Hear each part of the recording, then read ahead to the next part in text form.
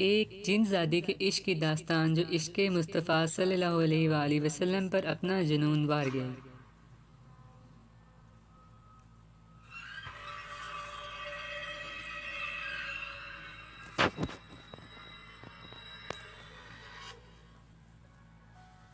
حیدر، تم کب آئے پاکستان؟ یوسف نے حیرت سے حیدر کو دیکھ کر سوال کیا۔ حیدر یوسف کی بڑی پھپھو کا اشفاق کا بیٹا تھا۔ کاشفہ تاشفین صاحب کی سب سے بڑی بہن تھی۔ حیدر ان کی اکلوتی اولاد تھی جو ان کی شادی کے پورے 10 سال بعد ہوا تھا۔ حیدر آسیہ اور یوسف سے محض 1 سال بڑا تھا، مگر یوسف کی اور حیدر کی بہت بنتی تھی۔ دونوں بھائیوں کی طرح رہتے تھے۔ حیدر اعلیٰ تعلیم کے لیے لندن چلا گیا اور پورے 2 سال بعد لوٹا تھا۔ حیدر آسیہ کو بہت پسند کرتا تھا اور اسے شادی کا خواہش مند تھا، اور اس نے یہ بات یوسف کو لندن جانے سے پہلے بتائی تھی کہ وہ لندن سے آ کر آسیہ کا رشتہ مانگے گا، اور آج وہ اسی مقصد سے اپنی امی اور ابو کے ساتھ اپنی خالہ کے گھر آیا تھا۔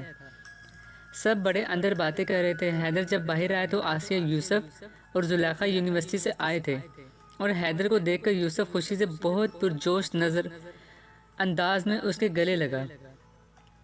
اور جوان، کیسے ہو؟ کیسری گزری اسٹڈیز؟ اور کوئی گوڑی وڑی پسند کی؟ یوسف نے اسے چھیڑتے ہوئے کہا، جس پر حیدر نے آسیہ کی طرف دیکھتے ہوئے کہا، جب دل مشرق کی معصومیت پر ہار چکا ہو تو پھر مغرب کی خوبصورتی نہیں بھاتی کسی کو۔ اوئے ہوئے، فلسفہ بھائی، تو فلسفی بن گیا ہے۔ اور چڑیلیں کب سے معصوم ہونے لگیں؟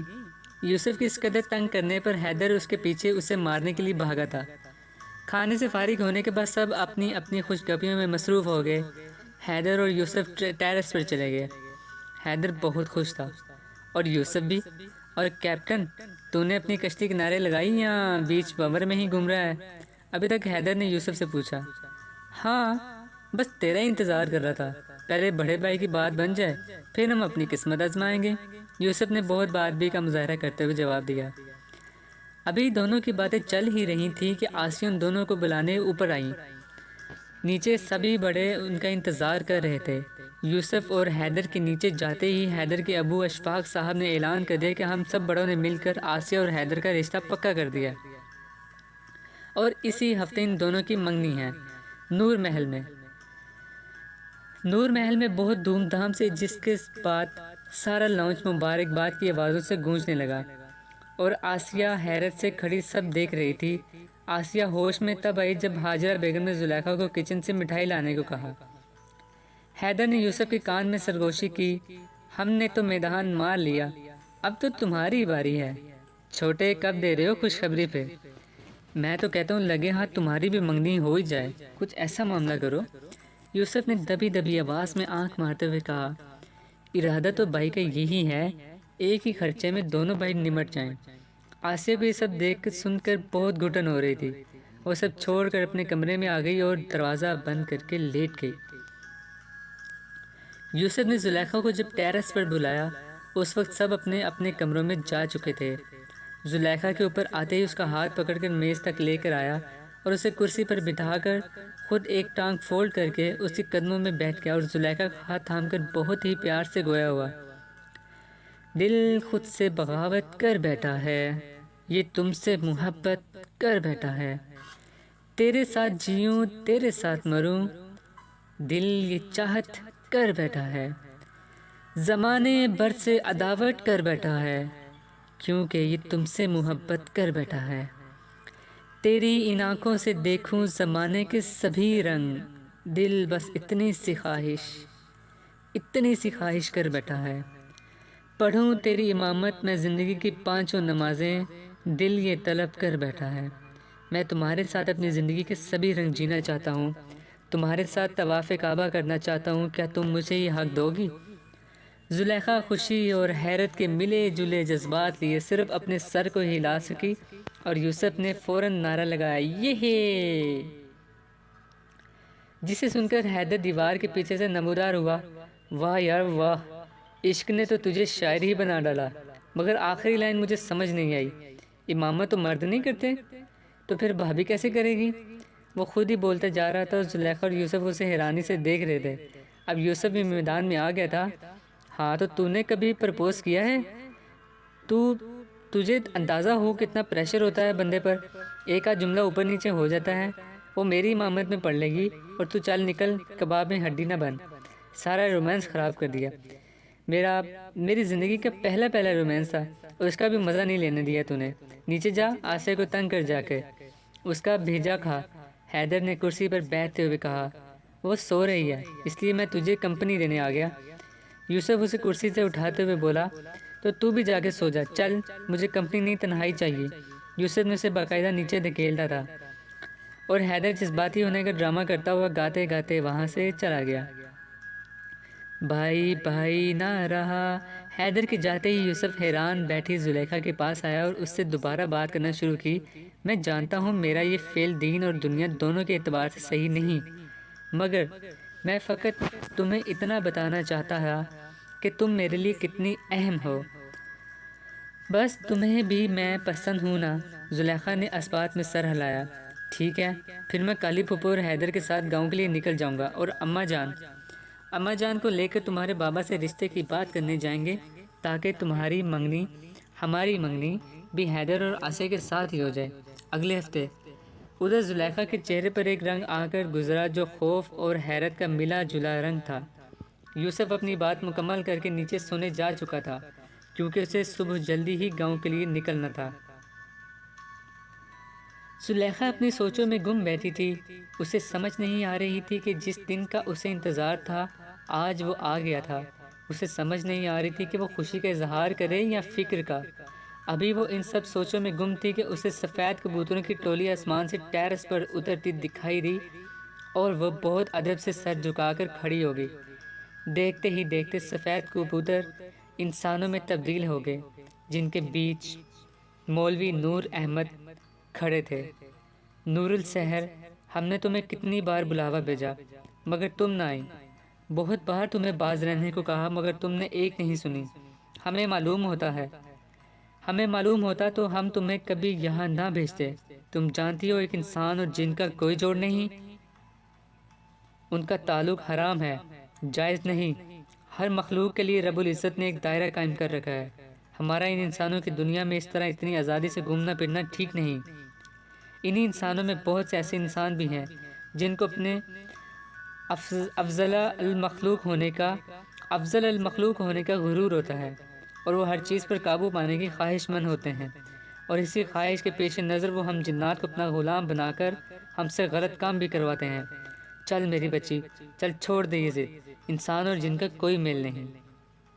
نہیں بابا نہیں، وہ میرا عشق ہے، میرا جنون ہے، میرے بچپن کی چاہت۔ اب میں اس کے بغیر رہنے کا تصور بھی نہیں کر سکتی۔ آپ بس جب نور محل سے یوسف کے گھر والے میرا رشتہ لینے آئے تو ہاں کر دینا، ورنہ میں خود کو مار لوں گی۔ مر جائے گی آپ کی نور السحر۔ وہ تیش، غصہ اور التجا کے ملے جلے تاثرات سے گویا ہوئی۔ مولوی نور احمد اسے سمجھانے والے انداز میں بولے، تو کیوں ایک ناجائز رشتہ کے لیے اپنی ذات، برادری، خاندان، قبیلہ سے بغاوت کر رہی ہے؟ تو جانتی ہے نا اس کا انجام سب تجھ سے منہ موڑ لیں گے، ساری برادری تجھے نکال دے گی، یہ بھی پرواہ کیے بغیر کہ تو شاہ جنات کی بیٹی ہے اور ملکہ جنات ہے اور ایک طاقتور جنزادی ہے۔ مجھے کوئی پرواہ نہیں کسی کی بھی، اور عشق ذات، برادری، خاندان، قبیلہ یا امیری غریبی دیکھ کر نہیں ہوتا، وہ تو بس ہو جاتا ہے۔ زلیخا کھوئے لہجے میں بولی اور مولوی نور احمد کو اس وقت وہاں سے جانا ہی بہتر لگا کیونکہ وہ زلیخا کو ہر ممکن طریقے سے سمجھانے کی کوشش کر چکے تھے مگر وہ کچھ سمجھنے کو تیار نہ تھی۔ زلیخا ٹیرس سے اتر کے اپنے کمرے میں جا چکی تھی۔ ایک کشمکش میں ساری رات گزری، کب صبح ہوئی پتہ ہی نہیں چلا۔ صبح سب رخصت لے کر گاؤں کے لیے نکل گئے۔ یوسف بھی زلیخا کو پر امید خواب دے کر جلد ملنے کا وعدہ کر کے گاؤں کے لیے سب کے ساتھ نکل چکا تھا۔ اب چلتے ہیں نور المحل کے منظر کی طرف۔ نور محل پہنچتے ہی یوسف اور حیدر نے ایک ہلچل مچا دی تھی۔ یوسف، حیدر بھی بہت بے صبرا ہو رہا تھا کہ کب صبح ہو اور کب وہ یوسف کا رشتہ لے کر مولوی صاحب کے گھر جائیں۔ ادھر زینت بیگم، تاشفین صاحب، قمر اور اس کا 4 سالہ بیٹا حماد بھی بہت خوش تھے اور بہت منتظر تھے کب صبح ہو اور وہ سب پہنچ جائیں۔ مولوی صاحب کے گھر حیدر، یوسف اور کمل نے تو ساری رات سوتے جاگتے گزاری۔ آخر خدا خدا کر کے صبح ہوئی، اذانیں ہو رہی تھی جب یوسف اور حیدر تیار ہو کر آ گئے۔ تاشفین صاحب اور زینت بیگم کے پاس چلتے ہیں مولوی صاحب اٹھ گئے۔ تاشفین صاحب ابھی پوری طرح بیدار بھی نہیں ہوئے تھے، وہ نیند میں ہی تھے ابھی۔ چڑ کر بولے، ارے میاں، دولہا بننے کی اتنی جلدی پڑی ہے؟ پہلے مزہ پھر سزا آتی ہے، اس میں ابھی جتنی گھڑیاں سکون کی مل رہی ہیں گزار لو۔ کیوں کلہاڑی ڈھونڈ کر پیروں پر مار رہے ہو؟ وہ اس بات سے بے نیاز بولے جا رہے تھے کہ زینت بیگم بھی ان کو سن رہی ہیں۔ وہ تو جب زینت بیگم نے ان کا کندھا تھپ تھپایا تو وہ چونکے، صاحب اب اٹھ جائیں، تو وہ ہنوز لیتے رہے اور خراٹے لینے لگے۔ تو یوسف نے پیچھے سے مزہ لیتے ہوئے کہا، ابا جان اٹھ جائیں، اب تو اماں جان چگ گئی کھیت۔ اور حیدر کی طرف دیکھ کے شرارتاً مسکرانے لگا، جس پر تاشفین صاحب فوراً سیدھے ہو کر بیٹھ گئے اور بولے، بیگم دیکھ رہی ہیں کیا کہہ رہا ہے آپ کا صاحبزادہ؟ آپ کو جس پر زینت بیگم مصنوعی خفگی سے بولی، جس کو دیکھ اور سن رہی ہو، آپ نے بھی تو ہمیں کلاڑی بنا دیا۔ جس پر تاشفین صاحب ہڑبڑا کر بولے، وہ تو میں بس ویسے ہی اسے ڈرا رہا تھا، جس پر سب کھلکھلا کر ہنس پڑے۔ چلیں سب نماز ادا کر لیں۔ زینت بیگم کا جملہ ابھی ادھورا ہی تھا کہ یوسف فوراً بولا، ہاں پھر مولوی صاحب کے گھر بھی تو جانا ہے۔ جس پر تاشفین صاحب بولے، برخوردار تھوڑا صبر کر لو، اتنی صبح کون جاتا ہے، اور ویسے بھی شام تک جائیں گے، مجھے 2-3 کام ہیں وہ نپٹا لوں، اور زینت بیگم تب تک ساری تیاریاں بھی کر لیں گی۔ جس پر یوسف اپنا سا منہ لے کر رہ گیا۔ شام جب ساری فیملی مولوی صاحب کے گھر پہنچی تو زلیخا بھی وہیں موجود تھی۔ یوسف زلیخا کو دیکھ کر چونکا، تم ہمارے ساتھ آ جاتی اگر آنا تھا تو زلیخا نے مسکراتے ہوئے جواب دیا، اگر بتا دیتی تو سارا مزہ خراب نہ ہو جاتا۔ اصل میں زلیخا صرف اس لیے آئی تھی کہ کہیں مولوی صاحب انکار نہ کر دیں۔ مولوی صاحب نے سوچا کہ وقتاً ہاں کر دیتا ہوں، منگنی ہی تو ہے اور پھر کوئی حل نکل ہی آئے گا نور السحر کو سمجھانے کا۔ یوسف کے والدہ نے تمام تر معاملات مولوی صاحب سے طے کر لیے تھے، اور اگلے ہفتے اب حیدر اور آسیہ کے ساتھ ساتھ یوسف اور زلیخا کی بھی منگنی تھی۔ سب بہت خوش تھے۔ منگنی کی تیاریوں میں 1 ہفتہ کیسے گزارا پتہ ہی نہ چلا، اور منگنی کا دن آن پہنچا۔ پورے نور محل کو دلہن کی طرح سجایا گیا تھا۔ لال گلابوں سے سجا نور محل بہت خوبصورت لگ رہا تھا۔ آسیہ اس منگنی سے بالکل بھی خوش نہ تھی، مگر اس نے صرف اور صرف اس لیے منگنی کے لیے ہاں کر دی تھی کہ وہ یوسف اور زلیخا کو الگ کرنے کا کوئی نہ کوئی راستہ نکال سکے، کیونکہ آسیہ کو زلیخا کی شخصیت میں کچھ تو پورے سراریت نظر آ رہی تھی۔ اس سے پہلے کہ منگنی کی تقریب شروع ہوتی، کمل کا بیٹا حماد نہیں مل رہا تھا۔ سب جگہ ڈھونڈ لیا مگر وہ نہیں مل رہا تھا۔ سب بہت پریشان تھے۔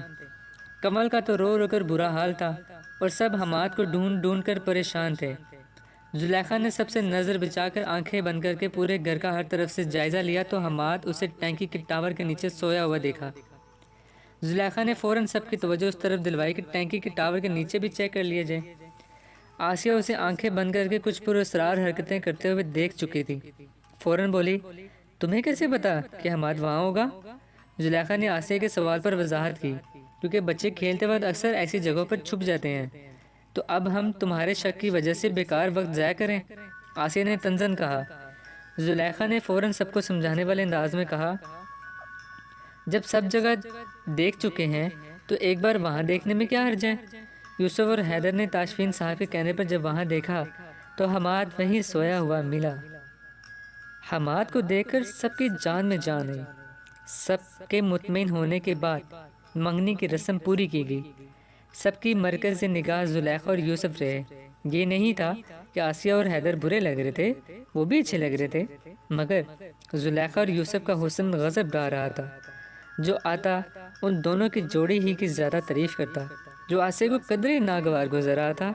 منگنی کی تقریب کے بعد سب بڑوں نے بیٹھ کر شادی کی تاریخ اور معاملات طے کر لیے کہ آج سے ٹھیک 1 مہینے بعد جب بچے امتحانات سے فارغ ہو جائیں تو چاروں جوڑوں کی شادی یہی نور محل میں ہوگی، بہت دھوم دھام سے، اور مولوی صاحب سے سب نے یہی کہا کہ مسجد میں کیونکہ شادی کی تقریب نہیں ہو سکتی اس لیے مسجد میں صرف نکاح کر لیں گے، باقی سب رسومات حویلی میں ہی ہوں گی، اور شادی کے دنوں میں آپ کا قیام نور محل میں ہی ہوگا، اور آپ انکار نہیں کر سکتے کیونکہ اب تو ہم سب رشتہ دار بن چکے ہیں۔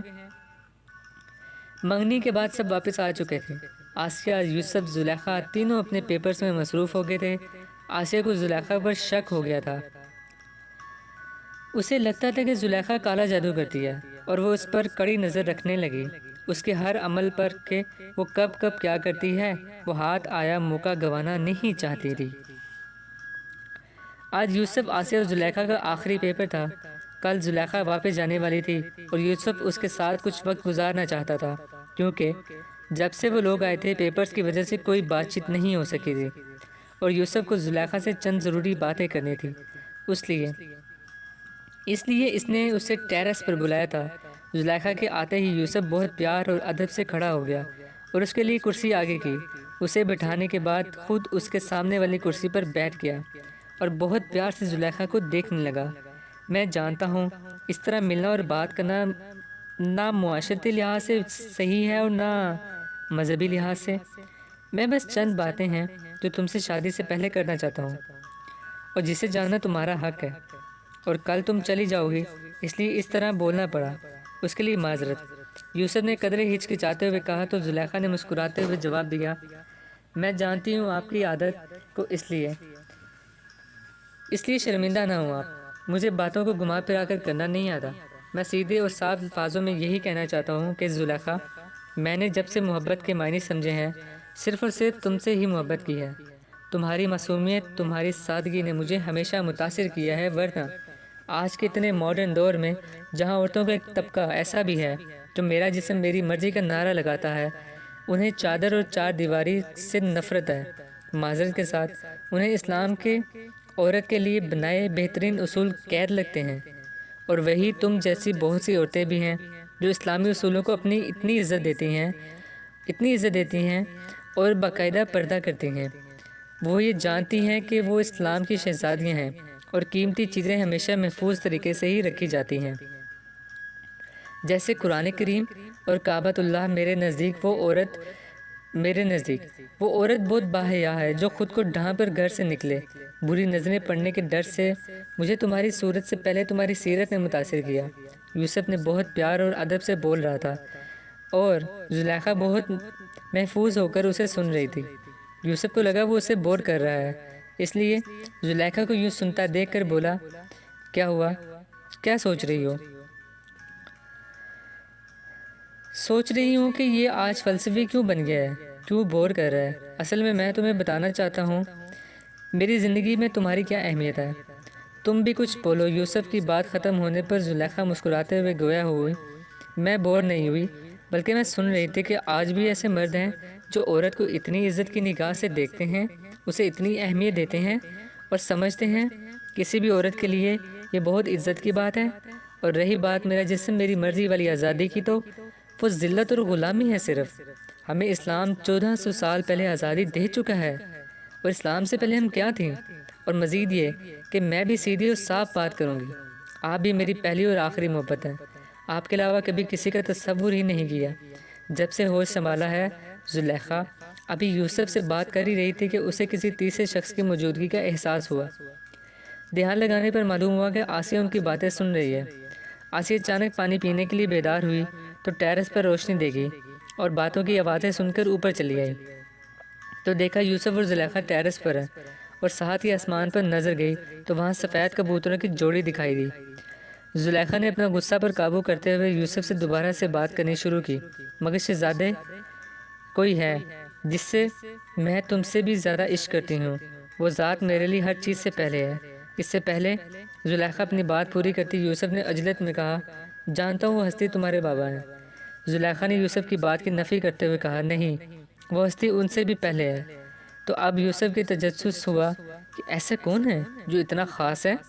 ادھر آسیہ کی نظر آسمان پر زلیخا کا طواف کرتے ہوئے کبوتروں کے جوڑے پر پڑی تو وہ حیرت اور سوچ میں گم ہو گئی کہ آخر ان سفید کبوتروں کا کیا واسطہ ہے اس سے۔ اس دن بھی رات کے کبوتر اس کے ساتھ تھے، اور تو اور یوسف کے ساتھ بھی۔ اس کے آنے سے پہلے ایک سفید کبوتر ہمیشہ ساتھ رہتا تھا۔